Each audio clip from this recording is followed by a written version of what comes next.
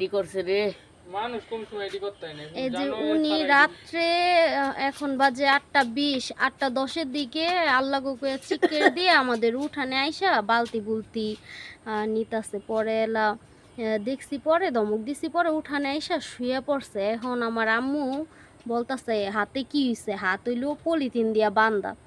পরে আঙ্গুল মানে হাতটা খুললা দেখে আঙ্গুলটা এরকম মানে 3টা আঙ্গুল একদম নাই। কে যেন বাড়ি দিয়া বা কোপ দিয়ে একদম হাতটার দিকে তাকানো যায় না। মানে ওনারে যদি কেউ চিন্না থাকেন এই সিরাজদি খান কারোর সাথে যোগাযোগ করলেই ওনা এখন সিরাজদি খান যেহেতু আছে এদিকেই আশেপাশে আর কি তারে পাওয়া যাবে। মুন্সিগঞ্জ সিরাজদি খান, ওনার অবস্থা খুবই খারাপ। অশাল ভাই আপনার বাসা কোথায়? কুদিরপুর থানা, কাদিরপুর থানা, হাদিরপুর গ্রাম, কাদিরপুর থানা, হাদিরপুর গ্রাম এরকমই বলো। কোন জায়গায় আরেকবার একটু বলেন তো? কুদিরপুর থানা হাদিরপুর। হ্যাঁ, কুদিরপুর থানা হাদিরপুর গ্রাম। জবের সর্দার। জবের সর্দার। জবের সর্দার আপনার কি হয়? আমার আব্বা নাতির নাম হয়েছে বিল্লাল সর্দার। ওনার আব্বা আর নাতির নাম বিল্লাল সর্দার।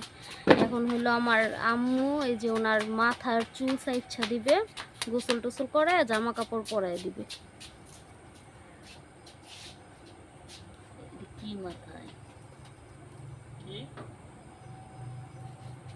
না কি কইলা ওনার পাও যেন কে বাড়ি দিয়া ফুলায় ফেলছে।